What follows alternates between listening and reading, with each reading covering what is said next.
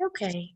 Well, thank you everybody for joining us today. I am going to start by want to welcome to Epilepsy Florida, our second annual Get Smart Symposium presented by SK Life Science. We are excited to have such a wonderful team of presenters today to educate you about epilepsy and wonderful sponsors who support and have partnered with Epilepsy Florida during these uncertain times. I have the pleasure of introducing our host today, Jocelyn Howard.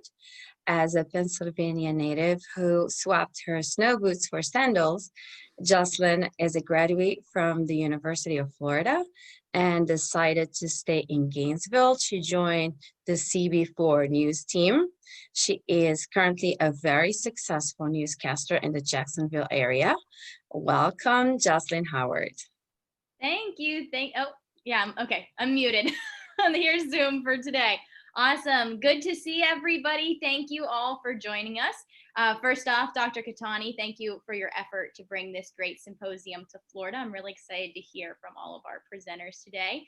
What many of you may not know about me is I also have epilepsy. A little bit about me: I had my first seizure my senior year in high school, which was a real surprise to myself and my family because at the time, I never had any health challenges in my life. So my condition for the next year and a half then was a mystery. For a while, doctors said I had a heart condition that caused a seizure-like reaction. We couldn't figure it out. We couldn't find the abnormal brain waves.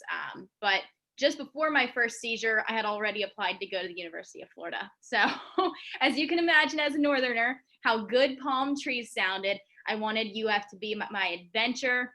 After high school, I begged and begged, and thankfully, surprisingly, my parents did let me go. At that time, I had 3 seizures my freshman year. I got a great neurologist at UF Health who insisted I had epilepsy, and after more testing, we finally found that was the case. From there, I experimented with medication doses, had a few breakout seizures until I found that sweet spot dose that I'm on now, and I've been seizure-free for 4 years in January. So it's very exciting now to be a part of Epilepsy Florida, see all the great things and all the great education that I've learned a lot from coming to the events now. So I'm excited to hear all the speakers today. That's a little bit about me. Thank you for having me here today. I'm looking forward to the great afternoon together. Epilepsy Florida is dedicated to supporting those impacted by epilepsy by confronting the spectrum of challenges created by seizures. They are the principal agencies for epilepsy programs and services in the state of Florida. Epilepsy Florida is available to service an estimated 426,000 Floridians who live with the condition. That's a really big number. So they also serve as the lead advocate for the rights and needs of people with epilepsy and seizures at the local, county, state, and national level. So today we have invited epilepsy medical experts from all over the state of Florida to answer your questions. We're very happy to have you join us, and we look forward to a great afternoon together. Now, each presenter will have a 15-minute presentation followed by a 10-minute Q&A session. All questions should be submitted in the Q&A box below, and we will try to answer as many questions as possible pertaining to each session.